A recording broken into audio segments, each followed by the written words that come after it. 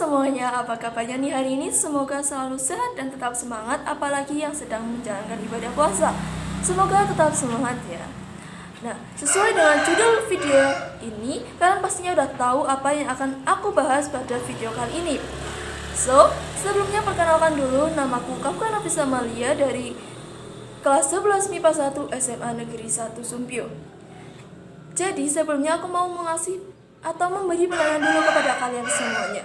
Apakah ada di antara kalian yang tidak mengenal seorang sosok yang bersama dengan Insinyur Soekarno dan juga Mr. Supomo dalam mengusulkan dasar negara kita yaitu Pancasila?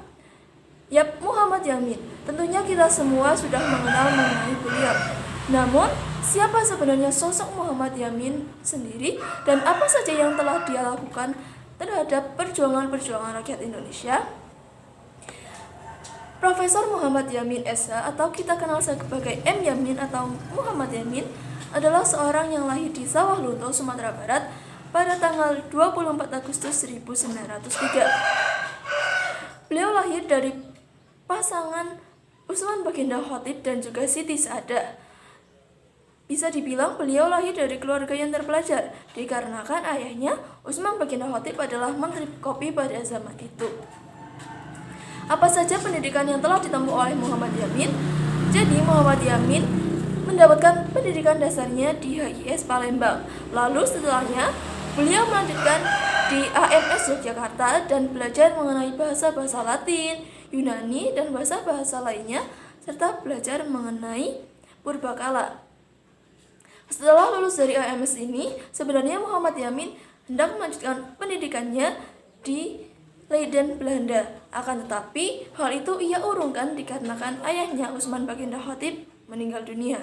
Akhirnya, Muhammad Yamin memutuskan untuk sekolah di Sekolah Tinggi Hukum Jakarta atau yang sekarang kita kenal sebagai Fakultas Hukum Universitas Indonesia, salah satu universitas favorit dan yang diunggulkan.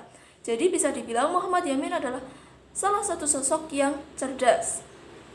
Nah, hingga setelah menempuh pendidikan di Sekolah Tinggi Hukum itu, Muhammad Yamin mendapatkan gelar sarjana hukumnya pada tahun 1932. Nah, pada tahun 1937, Muhammad Yamin meminang seorang wanita yang bernama Siti Sundari, seorang bangsawan yang berasal dari Kalilangu, Demak. Dari pernikahan Muhammad Yamin dan Siti Sundari, mereka mendapatkan buah hati yang bernama Dang Radia Sinayangsih Yamin.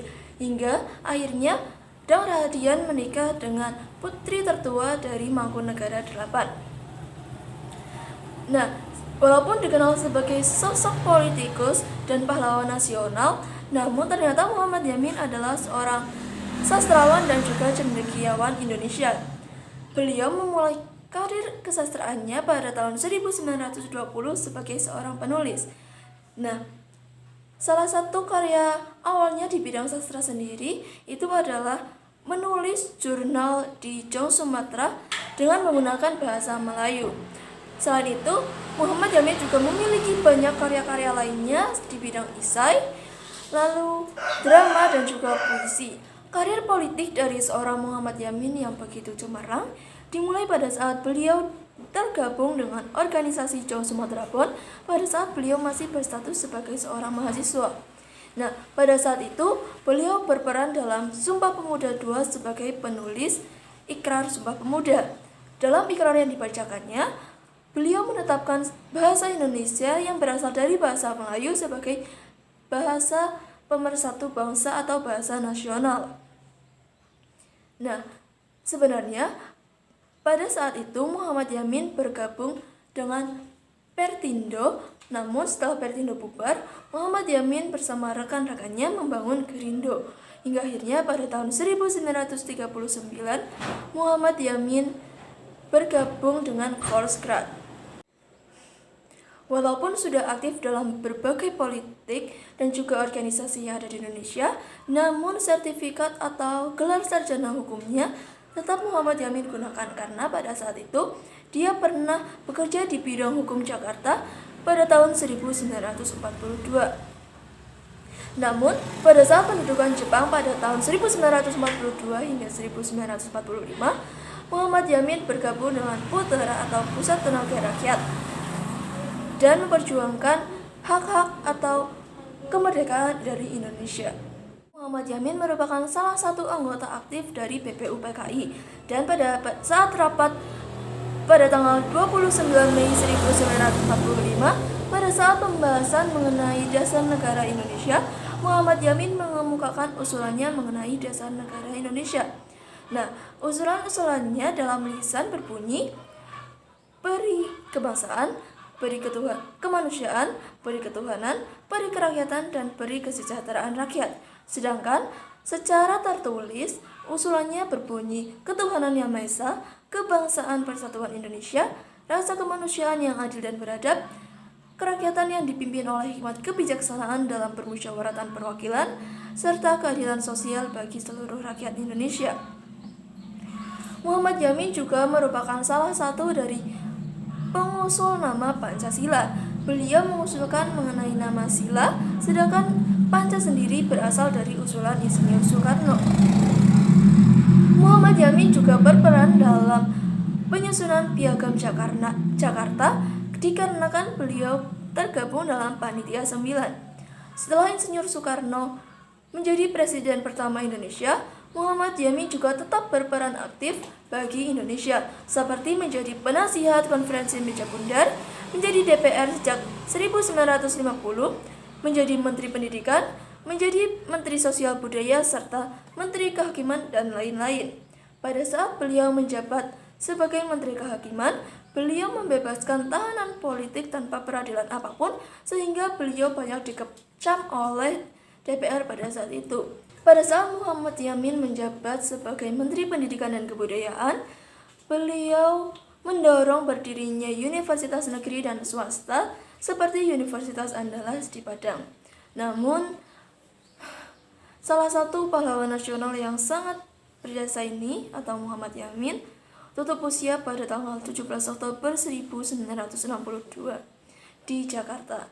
Hingga akhirnya beliau mendapatkan gelar pahlawan nasional pada tanggal 6 November 1973. Jadi tak terasa sudah 61 tahun lamanya beliau meninggalkan kita semua, meninggalkan bangsa Indonesia. Nah, banyak sekali hal-hal yang dapat kita petik atau hal hikmah-hikmah yang dapat kita dapatkan dari kisah seorang Muhammad Yamin itu sendiri. Yang pertama yaitu semangatnya dalam menuntut ilmu. Beliau begitu semangat dalam menuntut ilmu hingga beliau belajar di negeri orang, di negara-negara asing. Walaupun begitu, beliau tetap mencintai negara Indonesia sendiri. Nah, yang kedua yaitu keaktifannya dalam berbagai organisasi serta semangatnya dalam mengemukakan pendapat-pendapatnya. Nah, contohnya itu pada saat beliau mengusulkan mengenai rumusan dasar negara Indonesia yaitu Pancasila. Yang terakhir, pada saat Muhammad Yamin menjabat sebagai Menteri Kehakiman, beliau merupakan seorang menteri yang dalam menegakkan keadilan itu dengan sikap jujur dan juga tegas.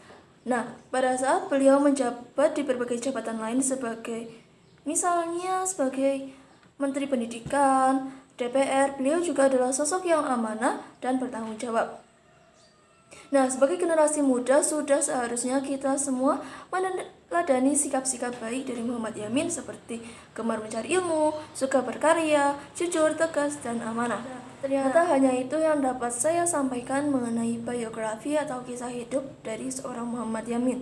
Semoga dengan mengetahui kisah ini, kita semua dapat mengetahui pula mengenai jasa-jasa yang telah beliau berikan kepada kemerdekaan Indonesia. Semoga dengan mengetahui kisah ini pula, kita dapat meneladani semua hal-hal baik yang telah dilakukan oleh seorang Muhammad Yamin. Aku juga mau minta maaf kepada kalian semuanya apabila dalam penyampaiannya aku masih kurang baik serta masih ada salah dalam pengucapan. Oke, kalau gitu aku akhiri. See you guys.